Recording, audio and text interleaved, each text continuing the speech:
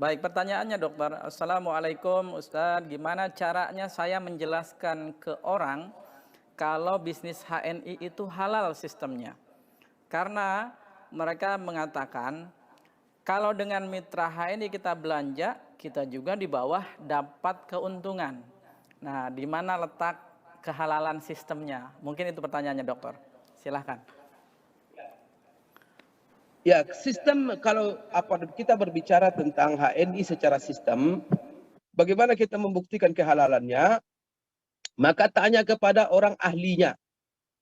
Karena kalau kita tidak tahu, fas'alu ahla zikri in kuntum la ta'lamun. Tanya oleh kamu orang yang ulama, orang yang ahli kalau kamu tidak tahu. Maka untuk menentukan sistem ini halal atau tidak, siapa yang tidak tahu tanya yang ahlinya. Siapa ahlinya? Yang ahlinya yang diserahkan di sini oleh pemerintah. Dan juga kesepakatan kita umat Islam Indonesia. Yang ahlinya yang menentukan kehalalan sebuah sistem bisnis yang dijalankan, apalagi yang mana bisnis itu sifatnya memobilisasi orang banyak. Nah, seperti ini HNI-nya. Ini kan bukan hanya nasional, internasional. Maka itu harus dipastikan kehalalannya. Siapa yang berwenang, yang ahli dalam menentukan kehalalan ini? Itulah lembaga yang ada di bawah MUI. Lembaga itu namanya DSN, Dewan Syariah Nasional. Maka kita dalam menjalankan bisnis untuk memastikan kehalalan sistem yang kita jalankan, maka kita tidak akan bergerak sebelum kita mendapatkan sertifikasi halal daripada lembaga itu. Maka kita dari awal kita sudah bergerak, itu sudah mengajukan dan telah menjelaskan semua sistem kepada pihak DSN MUI. Setelah itu pihak DSN memeriksa ke lapangan, memeriksa dokumen kita, memeriksa ke lapangan, memeriksa ke kantor, dan ditanya manajemen. Nah, kemudian setelah itu mereka kaji dan mereka teliti. Setelah itu baru mereka buktikan dan mereka keluarkan sertifikasi halalnya. Dan alhamdulillah kita dari awal setelah diteliti, dan kita sudah berkali-kali, dan itu sekali 3 tahun. Maka sekali 3 tahun kita diteliti lagi, dikaji lagi. Maka setiap kajian kita alhamdulillah dari awal perjuangan kita menjalankan gerak bisnis ini, kita sudah mengantongi sertifikasi halal dari MUI, dalam hal ini adalah DSN. Bahkan DSN MUI, Dewan Syariah Nasional MUI, tidak hanya sekedar mengeluarkan sertifikasi, tetapi untuk menjamin kehalalan berjalannya sistem ini, apakah dijalankan nanti betul komitmen dan istiqamah atau tidak, maka mereka menetapkan di perusahaan kita 2 orang DSN dari MUI, Dewan Syariah Nasional dari MUI. Siapa mereka itu? Itulah yang pertama adalah Dr. Oni, yang kedua adalah Dr.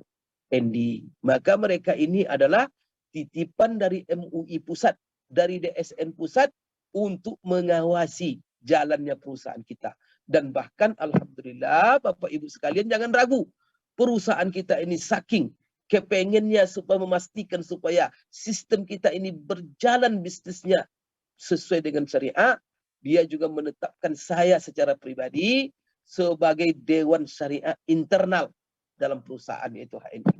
Itu berarti apa? 3 Dewan Syariah kita. 2 dari DSN, dan perusahaan menunjuk saya sendiri dalam internal perusahaan untuk memastikan. Maka saya apabila ada hal-hal yang dikeluarkan oleh perusahaan bertentangan dengan syariah, saya tidak segan-segan.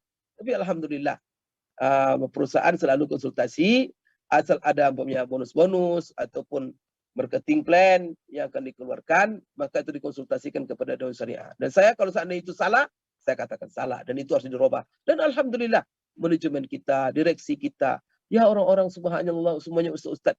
Kalau memang mereka ditegur dan mereka diingatkan bahwa ini umpamanya salah, ini apa, wah mereka tidak segan-segan untuk merubahnya. Dan alhamdulillah. Jadi gitu ya. Kemudian masalah tadi orang berusaha di bawah, kemudian di atas. Tidak ada di dunia ini, Bapak Ibu. Coba perhatikan. Tidak ada di dunia ini interaksi yang tidak saling menguntungkan. Itu. Ya Bapak Ibu, jangan kan bisa MLM. Bisnis Bapak umpamanya buka kedai, warung, beli barang-barang umpamanya barang-barang diproduksi oleh perusahaan apa begitu. Bapak jual barangnya. Bapak dapat untung, perusahaan itu juga dapat untung. Tidak tergantung ke MLM itu. Tapi herannya kok cara berpikirnya, kok di MLM saya bekerja di atas dapat untung. Di mana saja, kerja apa saja. Bapak menjadi karyawan, menjadi tukang buat rumah orang. Orang punya rumah dapat untung, Bapak juga dapat untung, dapat. Begitu juga dalam perusahaan kita. Siapa yang menjual dapat untung. Bahkan kita semata-mata dia melakukan pembelian, kalau dia sebagai member, ada cashback di situ. Ada courting diskon di situ. Semata-mata member asal belanja sudah dapat keuntungan. Tapi kenapa dibilang perusahaan saja yang mendapat keuntungan? Keuntungan mendapat perusahaan itu adalah konsekuensi bisnis. Dan itu konsekuensi interaksi manusia di dunia ini antara sama. Tak ada mungkin bertransaksi tapi yang diuntungkan satu pihak. Tidak. Kita semuanya diuntungkan. Kita sebagai member diuntungkan, perusahaan diuntungkan. Kemudian upline Anda diuntungkan, Anda juga diuntungkan. Maka kita saling menguntungkan. Dan kita umat Islam itu harus bahagia.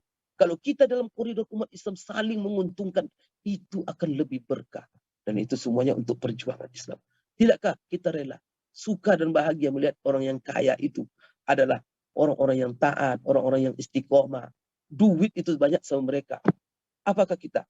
Ada orang kadang-kadang tenang-tenang saja.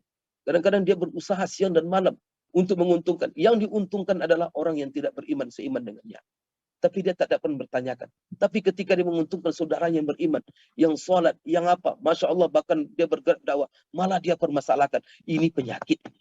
Ini setan sebenarnya membisikkan ke dalam hati kita. Maka Bapak Ibu, saya kepengen semua kita yang berjuang ini berbahagia. Kalau ada leader kita, top leader kita yang mendapat keuntungan, kita bahagia. Bahwa kita berkontribusi untuk menjadikan dia orang hebat. Mudah-mudahan kita doakan supaya rezeki yang diterimanya itu menjadi berkah. Kemudian kita yang berjuang juga Allah berikan seperti dia.